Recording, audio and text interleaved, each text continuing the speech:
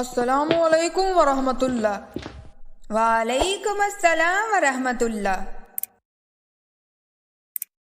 ارے یہ بیج پودے اور کھاد کون لایا ہے؟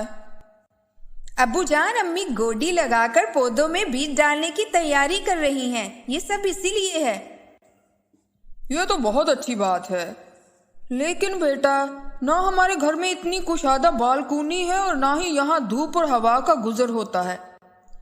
آپ نے بالکل ٹھیک کہا، لیکن امی جان نے اس کا حل بھی سوچ لیا ہے۔ اچھا، کیا حل سوچا ہے؟ امی جان نے مالک مکان کی بیگم سے بات کر لی ہے، انہوں نے انہیں چھت پر گملے رکھنے کی اجازت دے دی ہے۔ اچھا، تو کیا اب صبح شام تمہاری امی جان چھت پر جائیں گی؟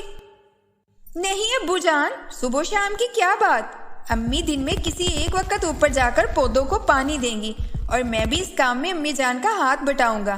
انشاءاللہ چند ہفتوں کی محنت سے تازہ اور صاف ستھری گھر کی تازہ سبزیاں بھی ملیں گی اور خرچ بھی بچے گا۔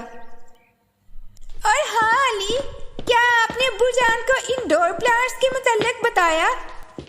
اوہو، یہ تو میں بھول ہی گیا۔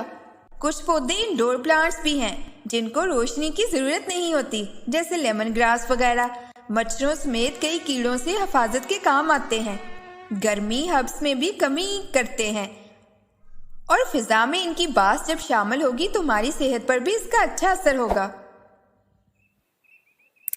صرف آپ دونوں کیوں، میں بھی اس کام میں ہاتھ بٹاؤں گا۔